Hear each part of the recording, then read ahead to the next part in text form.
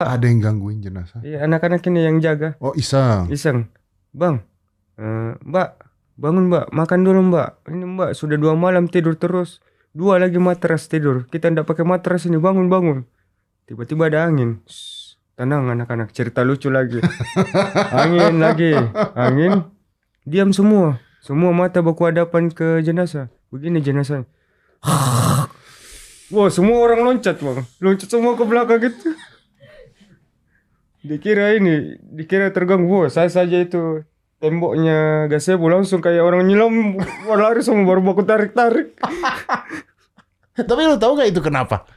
Awalnya belum tahu.